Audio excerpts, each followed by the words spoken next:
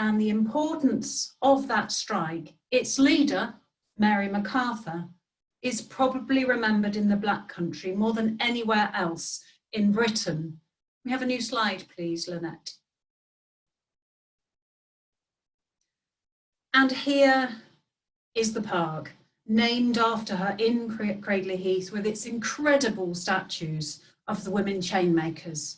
And every year there's a chainmakers festival right here, where gratitude is still expressed for the woman who led the fight to raise wages for some by up to 100%. New slide, please. But Mary Macarthur was, of course, a national leader. Her work was of countrywide significance at the start of the 20th century.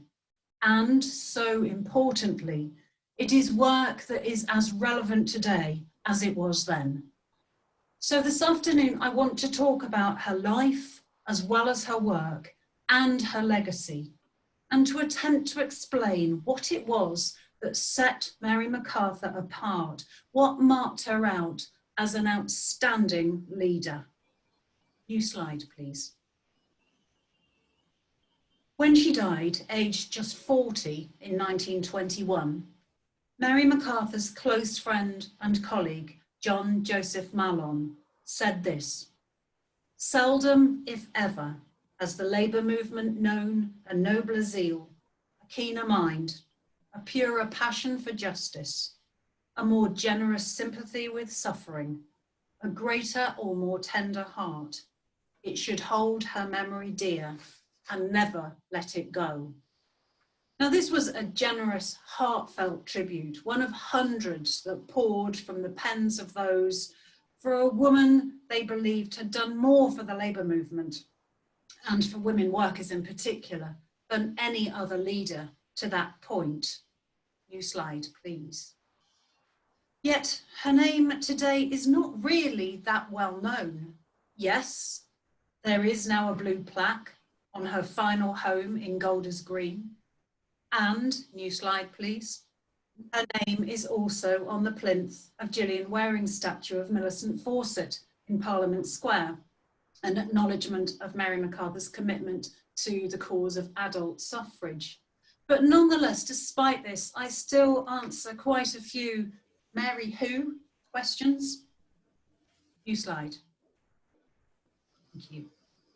In 1911, however, when Mary Macarthur was just 31, her name was familiar enough for her forthcoming marriage to William Crawford Anderson to be in the news. One journalist wrote that there's hardly a factory girl who is not discussing with keen animation the recently announced engagement of Miss Macarthur, the working girl's friend, and that in the north of England and the Midlands too, the bride-to-be has many hundreds of well-wishers. For she, as self-constituted champion of working women and girls throughout the kingdom, has done as much as any woman of her day to lighten the burden of overwork and underpay. So early on in my research, I identified that Mary Macarthur was a friend to the working girl, that she was a tireless, dynamic activist, a working class hero, if you like, a strike leader, a brilliant negotiator, and a middle class woman who'd not experienced economic hardship herself. So how could she have been the voice for the women who were amongst the worst paid in the country, working often in appalling conditions and hidden from the public gaze? New slide, please. Had her untimely death affected people's memories and somehow turned her into a sort of labour movement saint? She certainly wasn't a saint, by the way. She was temperamental, she was highly strung, she was over-emotional at times. Now we're talking, now she's my kind of person. And it's what makes her really real. But what was it that made her such an enormously influential figure? An inspirational woman who achieved more in her 40 years than most people do who live to be twice that age. People listened to and responded to Mary Macarthur. "Keep on, miss," yelled one young woman worker at an outdoor meeting. "It's better than the seaside." She left an impression on everyone she met. She certainly wasn't easy to work with. She could be exasperating and persuasive in equal measure. But she had unlimited reserves of energy and the determination to make things happen, to make change happen, and the bravery to make sure that it did. New slide, please. Was there any sign of all this when she was a child in Glasgow? Her father ran a successful drapery business, which is in the bottom corner of your screen on the right, just under the clock. By this time, it's another department store. They ran it slightly before this picture was taken. But there it is, right in the heart of Glasgow's Sauchiehall Street, the sort of high end of shopping at the time. And the family enjoyed a comfortable lifestyle in Scotland. So one might assume that Mary would be destined to join them in a rather more conventional path than the one she took. As far as I've discovered, there was no radical tradition in the family. But I got the strong impression, new slide please, that Mary's parents encouraged their 3 daughters, and there's Mary at the back, to know their own minds, to stand on their own 2 feet. Lovely picture. Mary's education was much rounder than that of many middle-class girls in the Victorian era, many of whom were being trained to become nice young ladies who would attract and keep a good husband and run an efficient household. But Mary and her sister Jean, at the front of this picture, were sent to a school run by the Glasgow School Board. And this had a stronger curriculum of academic subjects than domestic ones. Bear with me. And after school, oh, new slide please, there's a picture actually of the school in Glasgow's Garnet Hill. After school, Mary spent a while in Germany. These are years that are frustratingly, I know nothing about, except that she went there, possibly learning business methods while staying with contacts of her father's, but certainly and importantly, learning to live away from her family and to start thinking about her future. Her first biographer, Mary Hamilton, who actually knew Mary Macarthur, reckoned that she spent these years searching around for direction. And when she returned to Scotland, she took on the role of bookkeeper in the family business. New slide, please. As well as doing some part-time journalism in the seaside town of Ayr, where the family now lived. At this time, her social life was unlikely to cause her parents much alarm, revolving, as it seems to have done, around the social activities of the Primrose League. So dances and at-homes, and the Primrose League was intent on supporting and upholding the principles of conservatism in both Britain and the Empire. Almost the polar opposite then of the principles that she followed after the age of about 19. Mary Macarthur seems to have found her cause all of a sudden. New slide, please. She later and famously told a journalist that she became a union worker by accident at the age of 19. This, by the way, is my absolute favourite picture of Mary Macarthur. A very determined, focused young woman. She wrote to this journalist, she said to this journalist, "As a journalist, I attended a Labour meeting in a country town in Scotland to get material for a skit. At this meeting, there were 6 members on the platform and 5 in the hall, all jumping up and down and arguing organisation. I'd gone there to make fun of the radicals, who held their meetings in a miserable hole above a fish shop. But while there on my frivolous errand, I became converted and joined the little band." The union organiser that night was John Turner of the Shop Assistants Union, who years later said that he'd spotted Mary Macarthur as soon as he came into the room. He said she was a laughing, vivacious, fair-haired girl, clearly the leader of a group of young women who were gathered around her. He realised, as a good organiser, that to get their attention, he had to speak with Mary, and his instinct was right. In a remarkably short time, not only was she a union member, but she was Ayres branch president, then its secretary, and making sure that her branch became one of the strongest in Scotland, and one with lots of women activists involved in its running. She also very quickly became the very confident first president of the Union's Scottish National Council. Now, this was a hugely exciting time to become a trade union activist. New slide, please. The Scottish Trade Union Congress was just 4 years old. Trade union membership was on the rise. Scotland, of course, was the birthplace of some outstanding personalities of the labour movement. And whilst Mary was engaged in journalism, the name Keir Hardie, the first secretary of the Scottish Labour Party, could hardly have escaped her attention. Speeches at public meetings, of which there were several in Ayrshire in these years, were radical, passionate, exciting.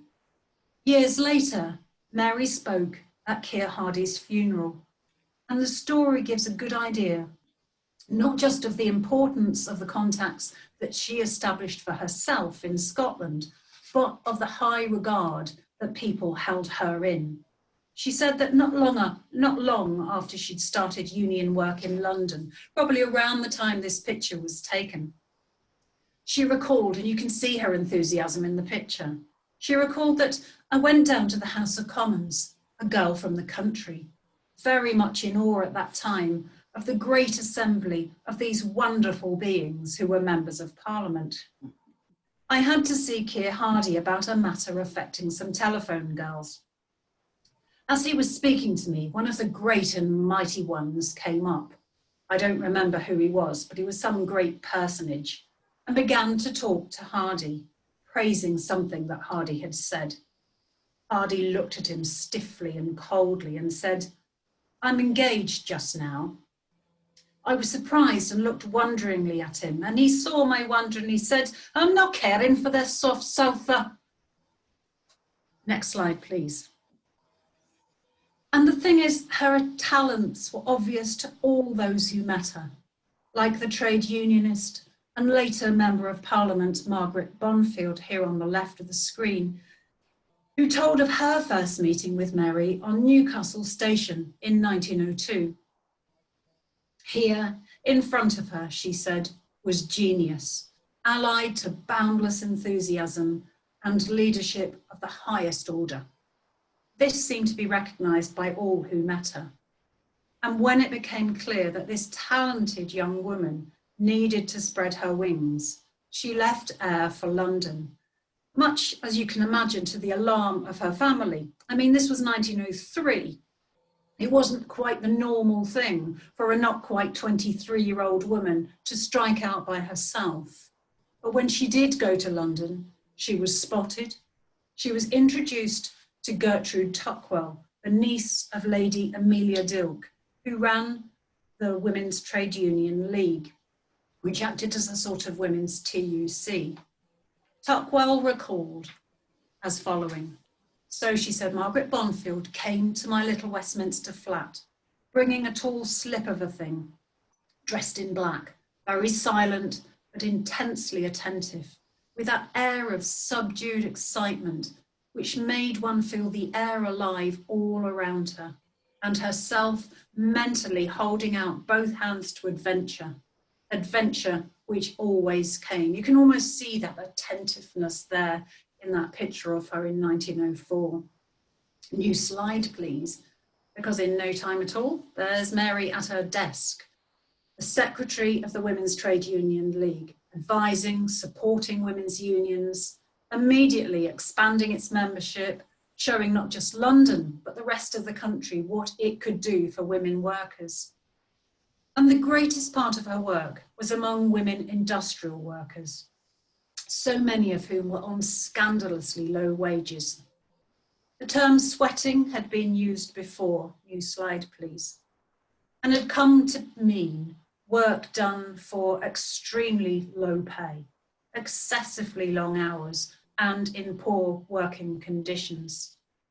Of course, this didn't apply exclusively to women, but a disproportionate number of women were involved in sweating in factories, in industries, in factories, in workshops, and in the home. Industries that included box making, like here, garment making, hollowware, including making tins and boxes for the food industry, and, new slide please, chain making.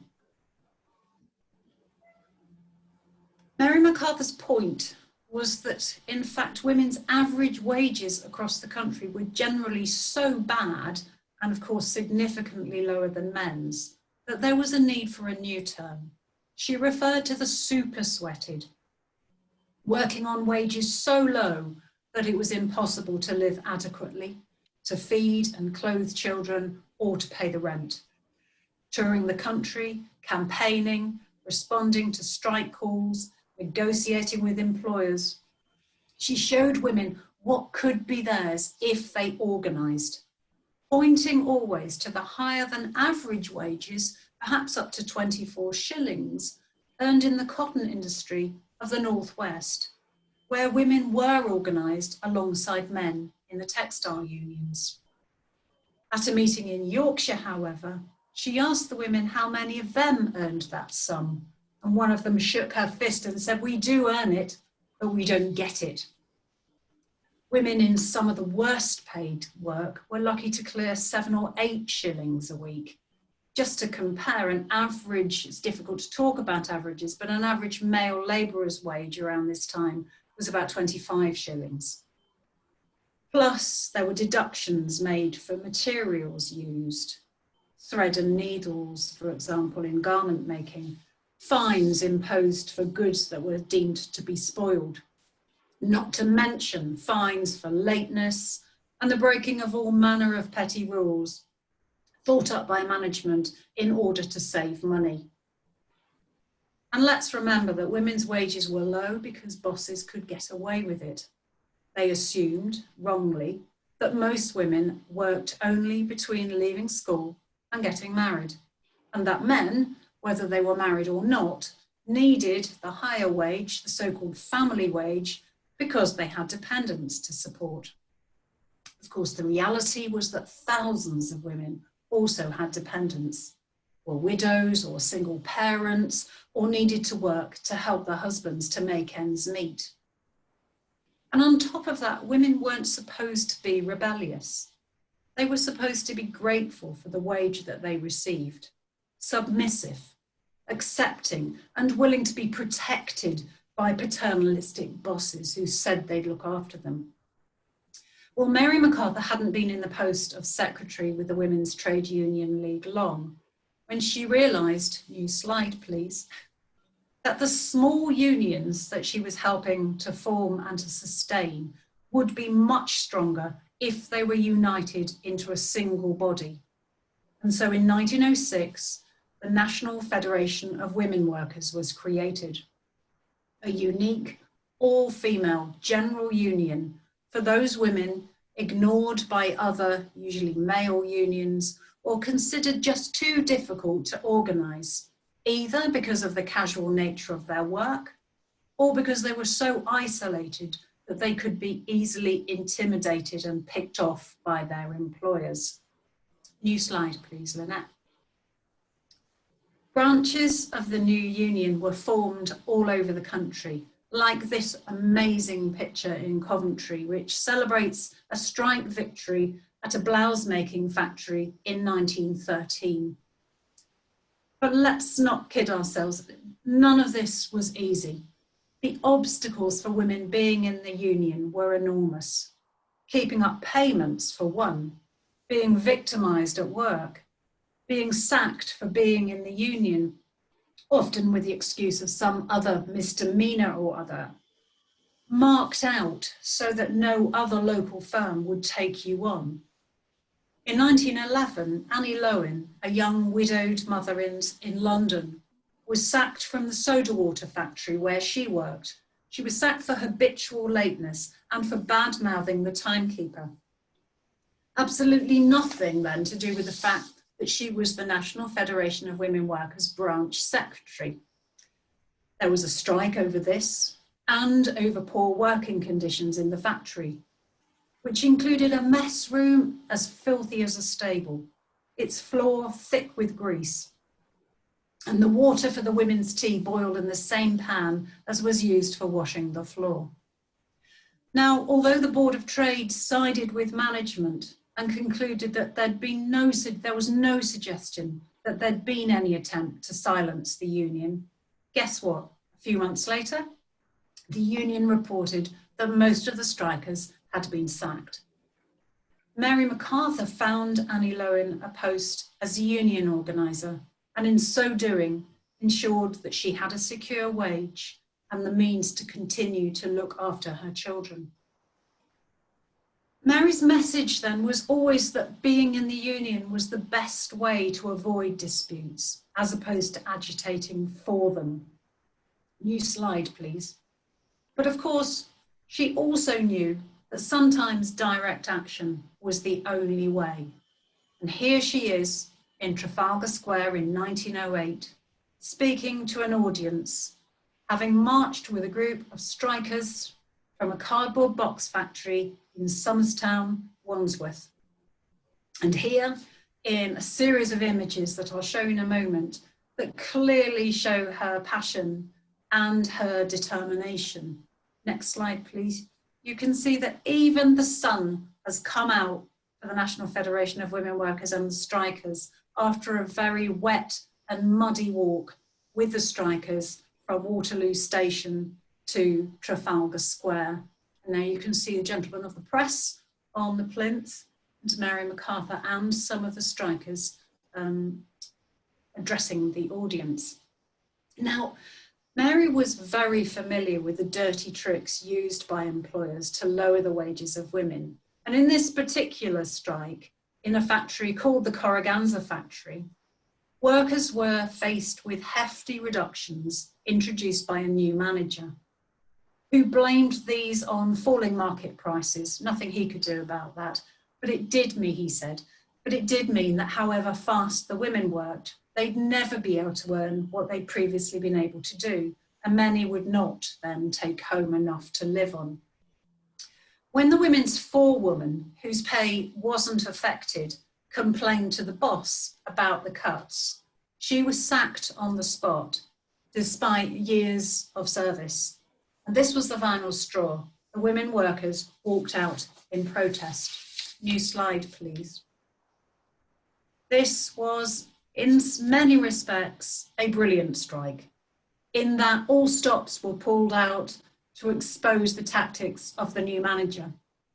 And Mary Macarthur ran an effective press campaign to raise money, including the production of these wonderful images as postcards. Whatever anyone had thought, these images clearly show that women workers were not meek. They were incensed by unfairness, and they stuck together to picket daily as they are here. New picture, please. And here they are, with Mary Macarthur in the bottom right of the picture, wearing the aprons that they made for their walk from Earlsfield, where they got the train, to Waterloo, and then on to Trafalgar Square, carrying the boxes that they made in the factory. And I think there's one more of these. Next slide. Thank you. There's Mary back on the plinth. Dispute ended when the firm withdrew most of the reductions and claimed that it had all just been a misunderstanding, a carelessness, a miscommunication, and everything was going to be okay for most of the women. Okay, let's move on. New slide, please. Because as well as organisation, Mary Macarthur backed the campaign for legislation, so not just organisation, but legislation to help women workers, namely the introduction of a minimum wage into the worst paid of the sweated industries. During the gathering of evidence for a government select committee, Mary was in fact hospitalised with diphtheria. When she visited a home worker who was so poor, she covered herself at night in the intricate and fancy baby clothes that she was making. Now, this alone was a wake-up call to those who had little idea expensive goods were being made by women living not just in such dire poverty, but with the potential to spread disease via the goods that were being made. In 1909, the Liberal government passed the Trade Boards Act, and it was the Chain-Making Board which was the first to be formed in a section of the industry that largely employed women home workers like the one we saw earlier on extremely low pay. New slide, please. And in this industry, large chains, such as anchors for ships, were mainly factory produced by men, but the smaller, lighter chains, like we see in this picture, were made by women working in their own homes, in forges, in their backyards, in the Black Country. The rate for the board, when finally fixed, fell considerably short of what Mary had hoped for.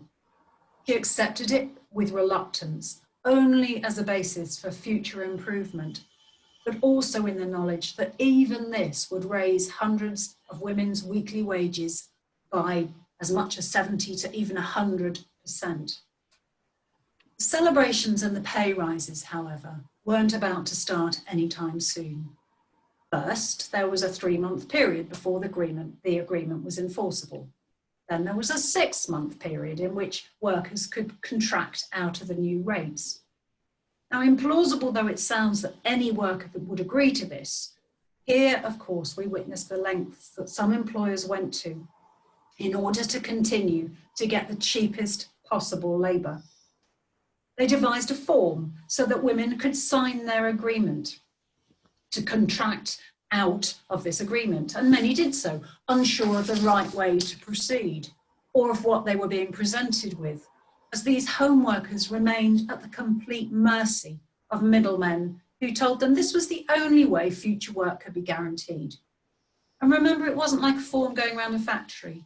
This was taken from doorstep to doorstep, and individual lone women were left in no doubt that if they didn't take the work offered, there would be plenty who would. Hopes dashed. It seemed as if, despite the new law, nothing had really changed and the women were destined to remain as poor as ever.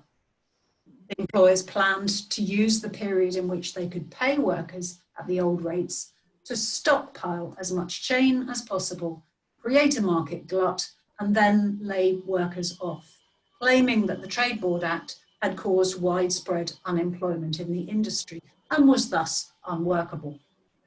In August, however, new slide please, the National Federation of Women Workers demanded the immediate payment of the new rates, and those women who refused to work for any less were locked out by their employers, which effectively meant they refused to deliver the women their working materials. And so a strike began for the minimum rate. And the reason I'm focusing on this strike is because it's such an excellent example of Mary's brilliance, not just as a trade union leader and as an organizer, but as a publicist, as a communicator, as a fundraiser, using all the skills that she'd already learned in strikes like the Corriganza one. An exciting challenge for a woman, as we can see in this picture here in Cradley Heath High Street, who loved to write colourful, dramatic prose. Now, I say it does actually make me feel quite uncomfortable when I read some of what Mary Macarthur wrote about the chain makers. The slaves of the forge, she said, were pitiful and tragic, the young quickly losing their freshness and their beauty, the old toil-worn and downtrodden. The forge, she wrote, is a lifelong prison house where tiny hands, the children of chain makers, take hold of iron as naturally as happier ones take hold of flowers. Yeah, she wasn't wrong. The women were exploited and oppressed by their employers. But as Mary well knew, and as the strike proved, they were, like the Corriganza girls, also strong women who would not ordinarily have recognised themselves in her pathetic descriptions. New slide, please. But the tactics were deliberate and they were effective because money poured in from rich and poor in response to emotive press appeals, from brilliantly staged collections like this, with women appearing on platforms wearing the chains around their neck that oppressed them. Overall, enough money was raised to give pay not just to union members, but also to non-union members. One journalist noting the sad fact that this actually made many of the women better off than when they were working. New slide, please. It is just going, I just wanted to show this slide again because Mary Macarthur made sure that the situation was widely regarded, not just as a labour dispute, but as something of a humanitarian crisis. And this helped to bring in money from people who wouldn't have dreamt of supporting anything that might have been exploited by some upstart, meddling, militant trade union led by such a loud woman, or any woman for that matter. The public was incensed to learn that the wages owed to the women were actually the women's by right because of the Trade Boards Act, and the attempts made by employers to bully them out of it were met with righteous indignation. And Mary's friend and colleague, who I mentioned at the beginning, John Joseph Mallon, was no doubt right when he wrote that as for Mary Macarthur, she had the time of her life, leading processions of chain makers who followed her uphill and down dale with total faith in her. And yes, to an extent this was so, and we can see it here. For women completely unused to publicity and attention, the arrival of an inspiring and striking looking figurehead in the town was well worth cheering.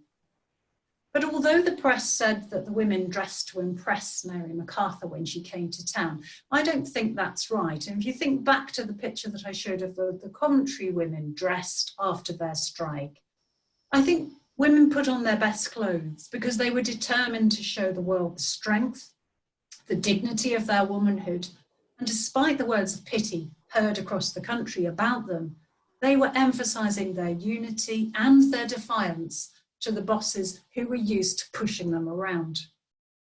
The shame that was brought on the town contributed to the decision of an increasing number of manufacturers to sign the so-called white list of accepted prices, and the strike was won 10 weeks after it began. New slide, please. By the time the women began the return to work in late October, there was enough money left in the strike fund for the building of a Workers' Institute in Craiglie Heath, this striking building here, which is now in the Black Country Living Museum. This was intended to serve as a meeting place for trade unionists seeking support, advice, social activities, which was so crucial to unifying branches, keeping them together. But it was also a powerful visual reminder of just what could be achieved with solidarity. Despite a host of workplace victories then, the National Federation of Women Workers remained a small union, but it was one that punched way above its weight. At the start of the First World War, it still had less than 20,000 members, out of a total of around 350,000 women trade unionists, the majority of whom were in the textile unions in the Northwest. But a contemporary wrote that with the Federation and the Women's Trade Union League, Mary Macarthur and her team wrought miracles. With all their camp followers in attendance, they were no more than a stage army. They said they were the women workers of Great Britain, and they made so much noise they came to be believed. New slide, please. Now, I think that's a great quote, and there's a much truth in it, especially during the First World War, when the union did so much to protect women munition workers, and when Mary's reputation as a tough union leader and a champion of women workers meant that government ministers, including the Prime Minister, who actually couldn't stand her, I think there was no love lost between the two of them, couldn't afford to ignore her, as they were forced to listen to women's voices in order to keep the war effort going. The expanding federation, new slide please, came to be regarded as the union of munitions workers, even though it certainly wasn't the only one. And at times, Mary Macarthur was deeply resented by the mixed-sex unions, like the Workers' Union, who felt that they had a better understanding of the long-term needs of women workers. New slide, please. All the time that her reputation was growing and her workload increasing, Mary had a private life too. Publicly, she and her husband, Will, were regarded by many as the future of British socialism. Will had become a Labour MP by 1914. Mary was standing for Labour in Stourbridge in 1918, the first woman to be adopted by a political party and to stand in the first election in which some women had the vote. The marriage of these two was a very close and happy one. Will had first asked Mary to marry him in 1903, when they were both young trade union activists in Scotland. Perhaps she said no at that point because she'd yet to establish her own working life, to learn to be Miss Mary Macarthur before she became Mrs. Will Anderson. A daughter, who you see here on the right, was born in 1915 after the tragedy of losing their first baby, stillborn, in 1913. New slide, please. But at all times, work surrounded these two. They lived above the shop. Off-duty times were rare. Public service was all-consuming. They lived and breathed not just their own work, but each other's. Yet optimism was always present. Even when both lost their campaigns for Parliament in 1918, they saw this as just a blip. This was a blow, a little more than an interruption towards an even brighter post-war future for the pair. But the tragedy is that none of it was to be. In February 1919, Will Anderson, who we have here, during the Spanish flu pandemic, contracted pneumonia, and nothing could be done to save him. He was just 43 years old when he died. A tragedy of enormous proportions for his wife and daughter, but also for the world of politics, for he was widely seen as a future leader of the Labour Party and Prime Minister. Mary's instinct in losing him was to throw herself into work. And on her return from her second 1919 work trip to America, those who knew her best began to notice that she was far from well, and from there the decline in her health was rapid. There were 2 major operations for ovarian cancer, and after the first one, she appears to have been told that the disease was terminal. New slide, please. The letter that she wrote to her then 4-year-old daughter Nancy, with an instruction for it to be opened on her 14th birthday, is truly heartbreaking. There is, she wrote, only one thing that will make me sorry to leave this place, and this is that I may not surround my precious little daughter with a sheltering love through the years of her childhood and girlhood. Mary Macarthur died on the 1st of January 1921. New slide, please.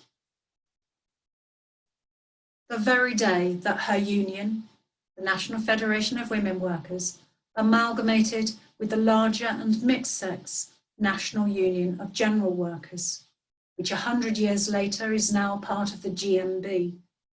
Mary, believing that this would continue to give the best protection to women workers in the turbulent post-war years. It had always been her plan to do this, to make sure that the Federation, once women had learned how to be strong trade unionists, would organise alongside men. Not only is Mary's life a fascinating story full of drama, passion and tragedy, and a true joy for me to have researched and now to share, It's a story that has enormous continuing relevance because Mary Macarthur encouraged women to stand together to overcome difficulties, to stick together to defeat those who sought to exploit them. And she gave voice to those society routinely ignored. Mary Macarthur never lost sight of the point that the union is not its leaders, but its members. And she always made that her central message.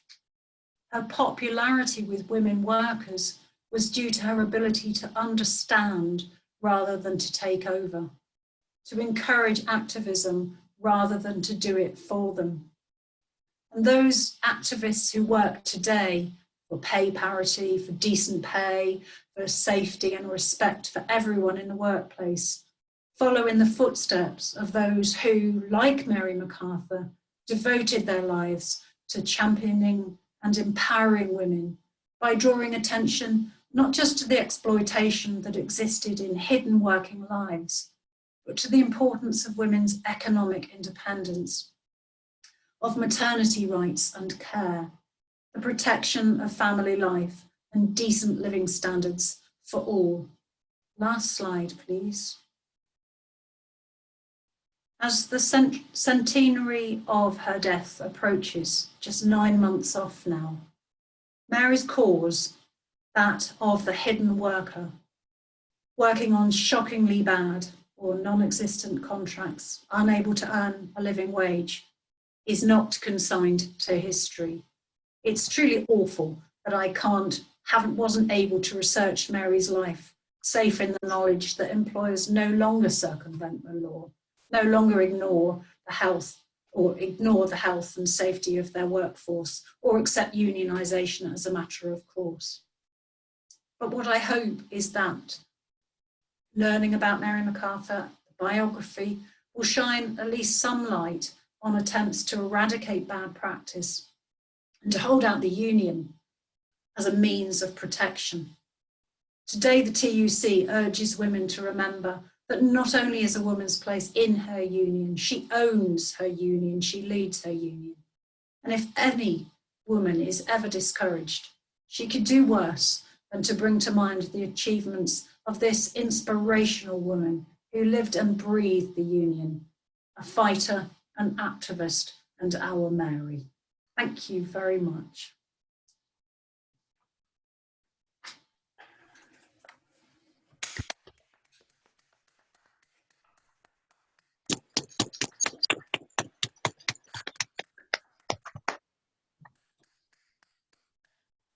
That is fantastic, and it is such a shame that you're all on mute, but I can see lots of applause going on there. There's a reactions button on the bottom of your screen, well on mine it's the bottom, and you can click on an applause emoji there as well. Some of you are already doing that, so oh yeah, some more going up there. That's brilliant. Oh, loads of them all over the place. Fantastic. Look at that, Cathy, can you see them? Cathy needs to have a look. I'm going to have a look now. Gavin. Yeah, do. Yeah. Isn't that great? Hello, people. So they really do think of everything, these people at Zoom. They do. That's fantastic, Cathy. That was just wonderful. Like you're to the manner born. I think you've got a whole new career ahead of you here. So again, down at the bottom of the screen, you'll see that chat button, and we are going to run a Q&A now for maybe 5-10 minutes, see how we go. So if you type in your question in that chat button, then Cathy will see it and she will answer it on the screen. So Cathy, if you can just tell people what the question is and then sure. So let's see how that works. Again, it's a bit of an experiment. Well, because she did deals, didn't she? A bit like the women's TUC did deals.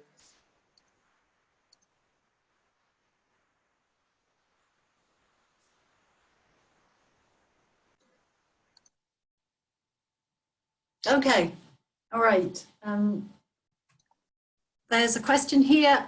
Thank you. I think it's from Mary. Is it true, is the question, that Mary was made to stand for Parliament under her husband's name, or is that not true? And yes, that is true. When she put in her papers, am I looking in the camera in the right place? Yeah. that's fine. When she put in her papers to the returning officer, she was told that she needed to stand in Stourbridge as Mrs. W. Anderson, and she was absolutely incensed by this and believes that it cost her a lot of votes. She came second. Yeah, she came second in the contest because she was known in that area. Stourbridge was adjacent to the chain making area where, of course, she was so well known.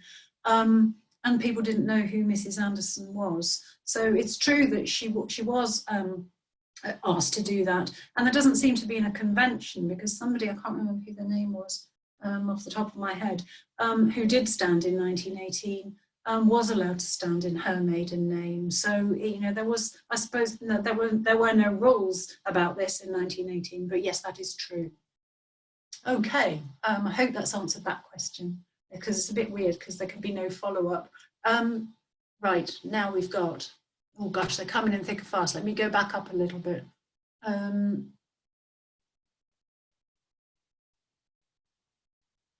Okay, so had Mary lived longer, would she have got into Parliament?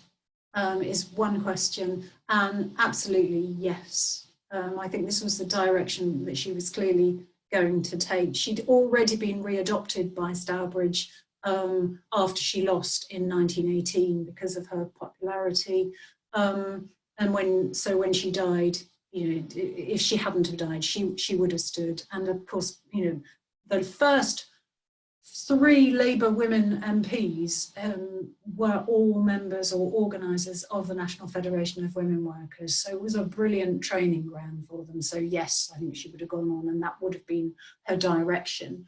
There are a lot of questions here, hold on. Okay, that was for Sheila, I think. Sheila's also asked, do you think a film should be made of her life story? Yes, definitely. I think that would be a wonderful thing to do. Another from Jeff. Hi, Jeff. Can you speculate what would have happened to Mary if she hadn't died at the age of 40? A life in politics? Question mark.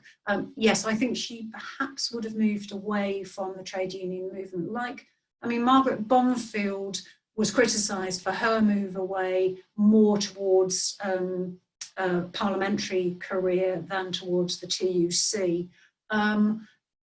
Things were, it's difficult to say, but I think so. Margaret Bonfield, of course, became the first woman cabinet minister in 1929.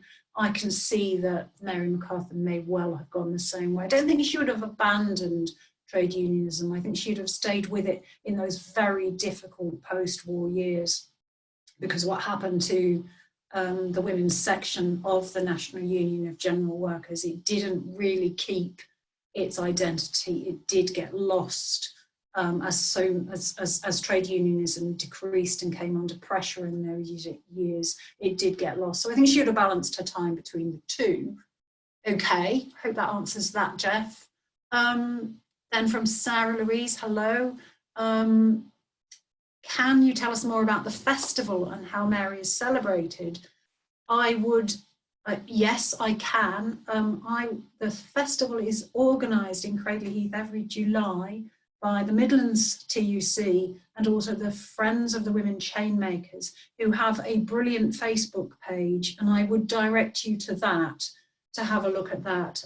I spoke there last year about the book, but they always have a procession. Sheila also, who's here now, could tell you more about that. But I would suggest going on Facebook and having a look at the Friends site. It's so important because it's the only festival dedicated to women workers. There should be more of them. Jeff in Wandsworth, we need to have one definitely for the Corriganza women.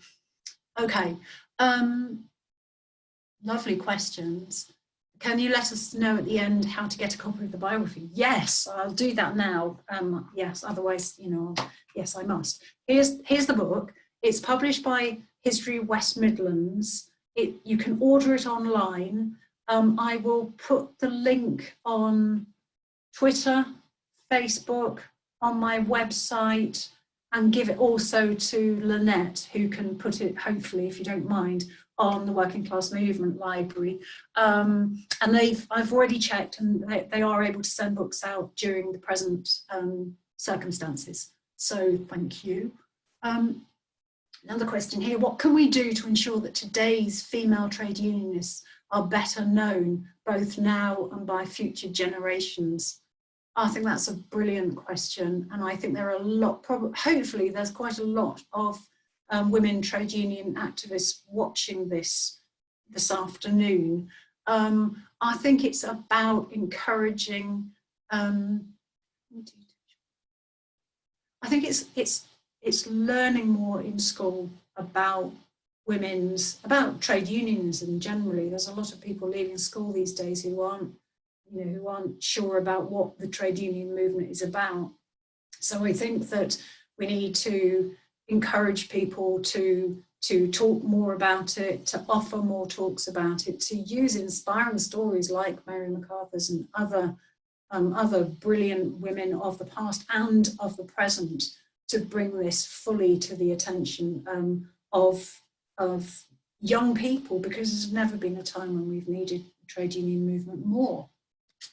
Hope that answers that. Okay. Did Mary Macarthur have any connection with the Clarion?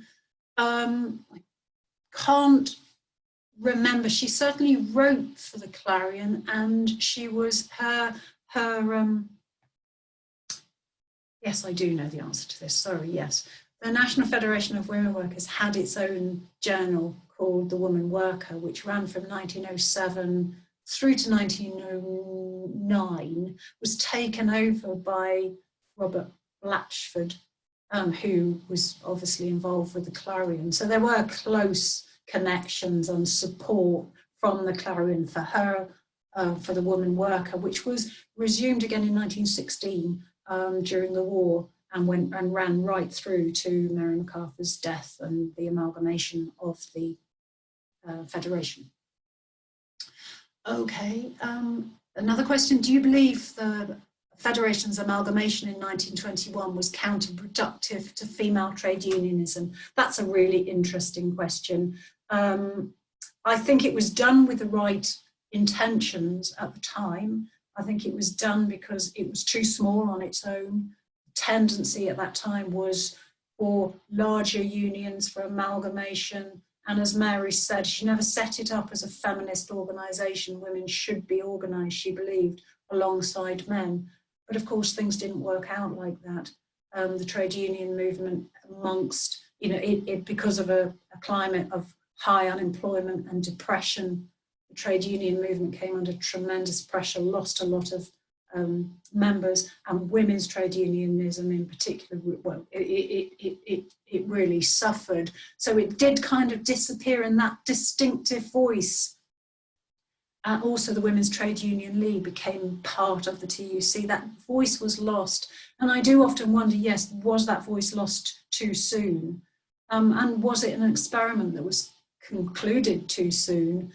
Could we still do with, I mean, we've had all the, there's been so much discussion over the years about women's sections and women organising separately. Does it work? Doesn't it work? But it was a very powerful voice, and Mary Macarthur was a very much listened to leader. So yes, it's possible that it was counterproductive.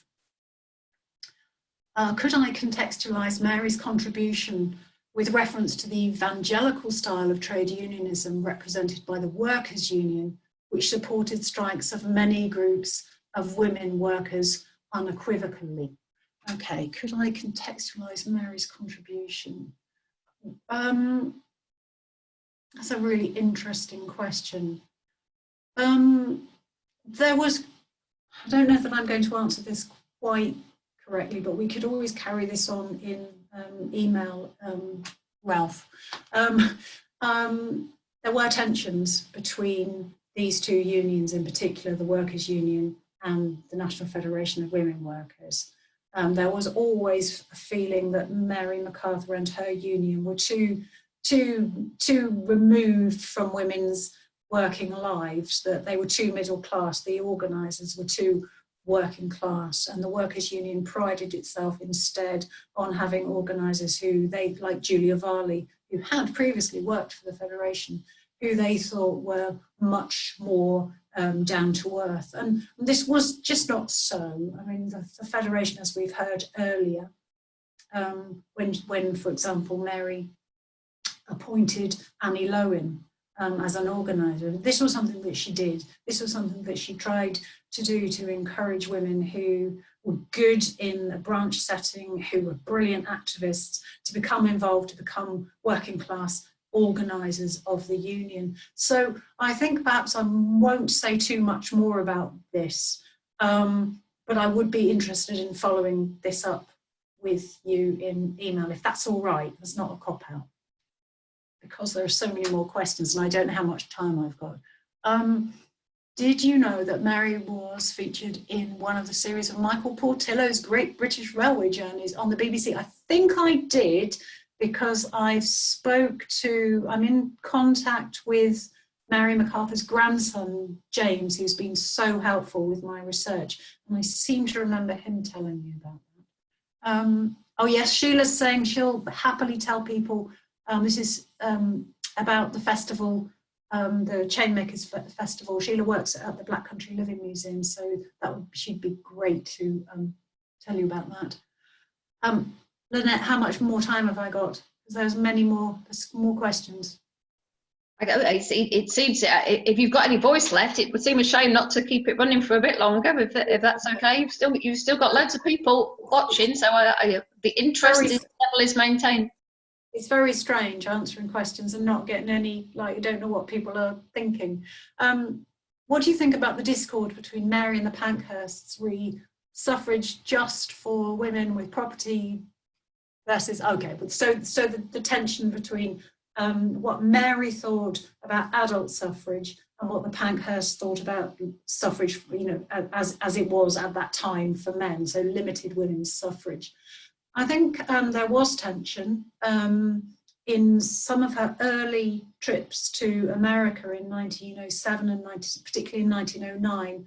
Mary Macarthur got herself into a bit of hot water by saying that she didn't support the activities of the suffragettes, and that she felt that because she, partly because of the need to make sure that working women got the vote, but also I think because she was in a difficult position where she needed to maintain a separation between trade unionism and the suffrage campaign.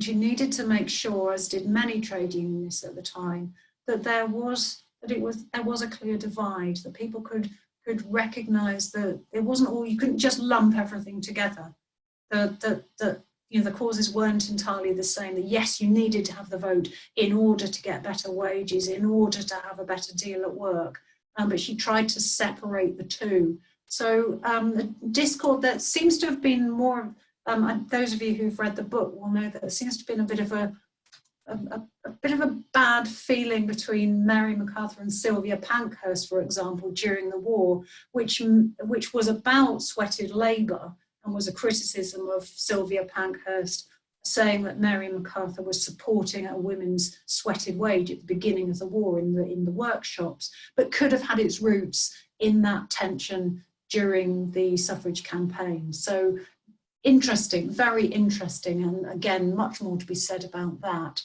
Thank you, Trish. Okay. Oh, hello, James. Is it this? I think this is James, Mary's grandson. Yes, it is. Hello. Hi, nice to see you.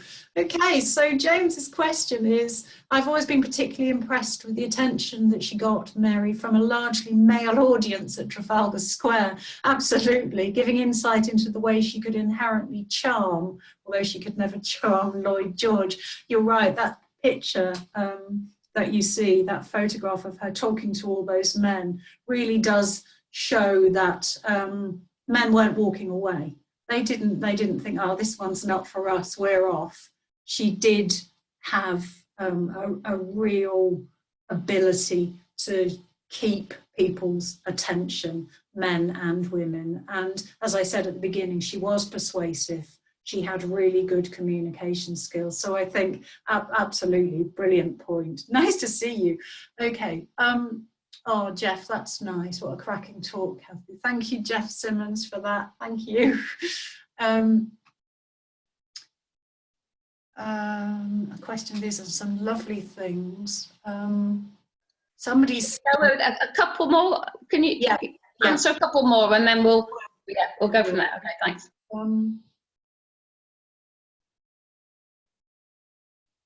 Did she ever visit Manchester? Says Hannah.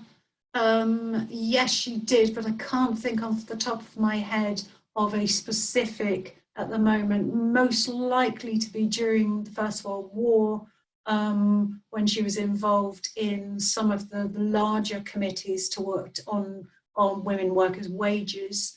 But again, if you wanted to email me, I will find some things. Most of the others are, and yes to Jeff. Anyway, I'd just like to read this out from Jeff Simmons. Anyone want to help me celebrate Mary and the Corriganza box makers in Wandsworth? Please get in touch with Jeff Simmons. And I'll put something on my, Mary is waving, I'll put something on my website about that, because that would be fantastic, so that we don't just have one festival about women workers, we have two. Last question I'm going to answer, I think. Mary was anti-First World War.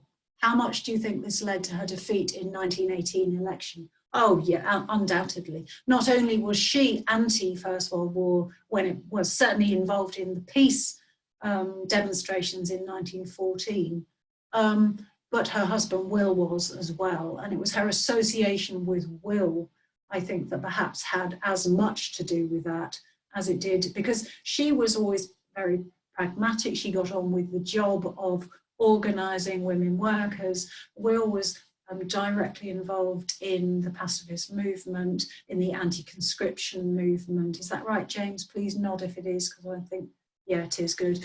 And so I think the combination, it did, yes. I mean, a lot of people, like, you know, who had been involved with the ILP, with pacifism, lost their seats in 1918. So yes, I think so. And I think she would have come back fighting in the next election. I really don't have much voice left, so I think I'll leave it there if that's all right. Okay, no, that's absolutely brilliant, Cathy.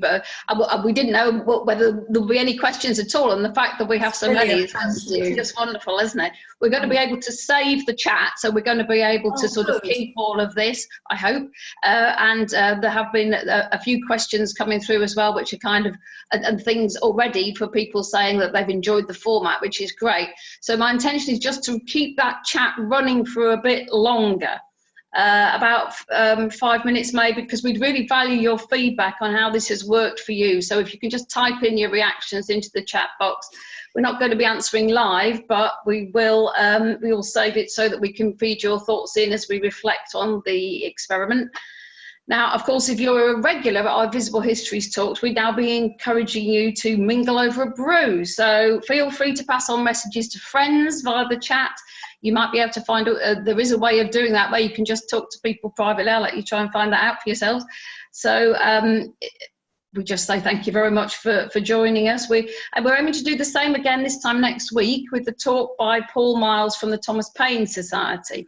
So please sign up to find out more about this and future online talks at www.wcml.org.uk/e-newsletters. That's about to come up on the screen. Or you can click on the subscribe to e-bulletin button on the top right of our website homepage. You can please keep an eye also on our events page, which is the www.wcml.org.uk/events. This talk has been recorded too. Some people have been asking about that in the chat, and we will be sharing the link with everyone via social media and via that same events page, we hope. And people have been asking about becoming a friend, which is a fantastic thing to be asking about. Thank you very much. A reminder that the talks are free, but there will be a donate button going up shortly, and you can donate directly via wcml.org.uk/donate. If you want to find out more about becoming a friend, there is a link from that page as well, or if you want to drop us a direct email to find out more, then we will be monitoring the email address, which is info@wcml.org.uk. So I am just going to let it keep running now for about 5 minutes, and we're seeing lots of messages already, which is brilliant, but please let us know more. And once again, a million thanks to Cathy. This was such a step into the unknown for all of us, and she just embraced it and went along with us, and we are enormously grateful to you, Cathy. It was an inspirational start, and we just have had a fantastic afternoon. Thank you so much indeed. So everybody, take care, in solidarity. All the very best from the Working Class Movement Library.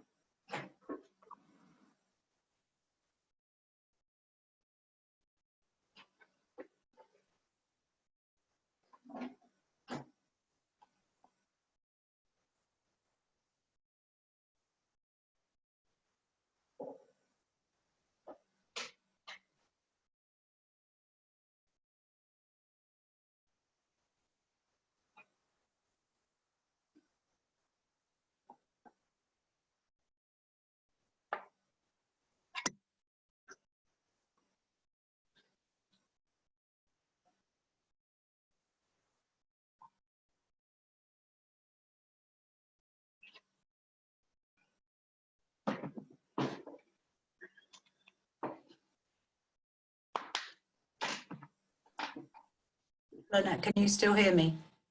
I can. I'm just about to come out of it. I was just wondering whether to put the link on the messages or just to put it. I haven't done it because I couldn't work out where to put it. Oh, hang on. I'll do that. I had to put one on, but it wouldn't let me. What, a link to the book? Yeah. Yeah. Would it not? What, would it not let you? So where do I, on Zoom group chat? Sorry, I tried to put one down the bottom, but it wouldn't. Oh, It wouldn't let me do it. Oh, to everyone. I got it. Okay. Yeah. Right. Can you just hold? Would you mind holding on just while I? Yeah. That's absolutely fine. Right. I was going to make a tea. Yeah, I've just done that. If I go onto the link, will everyone see it? Me playing with my computer. They will, but there's not many people left now, so I wonder. It's still 10. There's still 10 people, but you might be better off. I mean, with your social media stuff, I think, and obviously I'll pick that up as well. I'll do it there because I haven't got the link. Yeah, that's probably a better bet. Because although we can save this chat, I think that will be sort of for us. Yeah. As far as I know, the chat will save itself. I'm just going to have a read of it just in case it does. Really nice messages. So I'm going to go and get a cup of tea now. That's the least you deserve. That was yeah, truly, but hang on, truly it's terrific. past 3. I can't have one of those yet, can I? No, I know. I was tempted to go for something stronger, but I have gone for a cup of tea. That was brilliant, Cathy. That was wonderful. How did it feel for you? Fine. The questions were a bit weird. I wasn't quite sure if because you can't see people's faces, you can't tell, can't interact, so you don't know how much detail to give, and you're conscious that some people might not be as interested in that question as another one. And there was one I would really need much longer, for example, to think about. But apart from that, I could get used to that. It was fine. It was fine. I hope it wasn't too long. I don't know. No, that was all. It held up. The numbers that nobody went. People started to go slightly sort of as the Q&A went on, which you'd expect. Yeah. Nobody left during your talk. How about that? That's good. That's good. Oh, well, I'm delighted that I could do it. And hopefully next time we do something like this, I'll be able to, things will be back to normal and I'll be able to come up. Yes. It'd be lovely to see you. Yes. All right, we'll keep in touch. Let me know how it all goes. Yes. In terms of new members and new. It would really interesting to know. I mean, it would be interesting to I suppose I should have asked how many people were kind of new to the library, as it were, because it got picked up so well by all your West Midlands contacts and things. That was great. Brilliant. And it was really nice to have Mary Macarthur's grandson there. Yeah. To have the guy who I'd given a talk in Earlsfield about the box makers, so it was really nice to have him. It's really nice. Right. Anyway, time for tea, I think. So. Yeah. Thank you so much, Cathy. Thank you so much. Bye. Okay, you good other folks, you are welcome to stay there if you wish, but all I'm going to do now is just read through this chat. Oh, bye-bye, Clayton. Bye. Hello, Sue, it's very nice to see you there. I don't know if this is Jenny, as in Jenny, our volunteer Jenny. Let's We're unmute. knowing.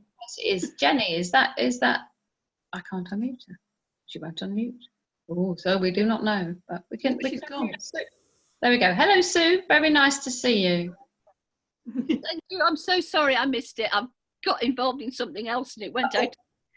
I'll try and Don't worry. be on Facebook soon. We are hoping that it is being recorded. So yeah. In fact, we should be stopping the recording right